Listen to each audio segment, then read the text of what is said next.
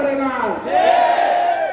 যারা কোথায় কোথায় বলছে এই দেশ আমাদের, এই দেশ আমার বাবার, এই দেশ আমাদের জন্মস্থান, এই দেশে আমরা থাকবো, আর বাকি সবাই হচ্ছেন এই দেশে যেন বনায় পানির ভিতরে বাসা আসা মানুষ। আজকে প্রমাণ হয়েছে তারা নিজেদেরকে বলতো তারা এদেশের স্থায়ী বাসিন্দা, তারা আসলে বাংলাদেশের বাসিন্দা নয়, তারা দিল্লির প্রোডাক্ট। সেখানে চলে গিয়েছে।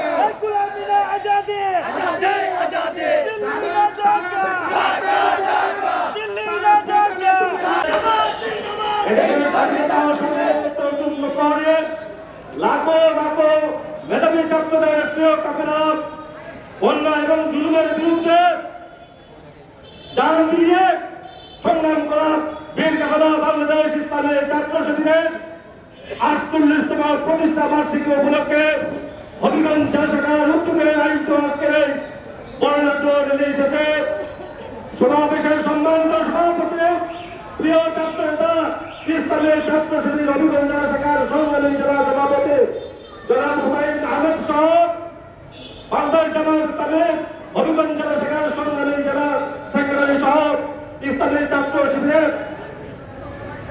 সাবেক সভাপতিবৃন্দ, প্রিয় ছাত্র জনতা, আসসালামু আলাইকুম ওয়া রাহমাতুল্লাহি ওয়া বারাকাতুহু।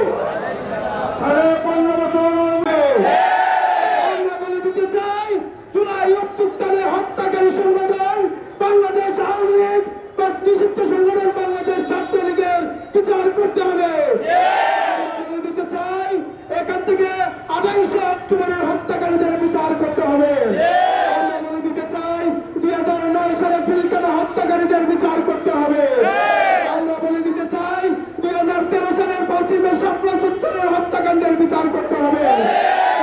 উপস্থিতি, আমরা চাই এই ছাত্র সমাজকে নিয়ে একটি সুন্দর বাংলাদেশ গড়ার।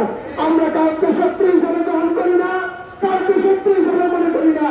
সম্মানিত তৌহিদি ছাত্র জনতা, আমরা এখান থেকে বলে দিতে চাই, 5ই আগস্টের পরে আজ দীর্ঘ 6 মাস হতে চলল, কিন্তু এখনো আমরা ঢাকা বিশ্ববিদ্যালয়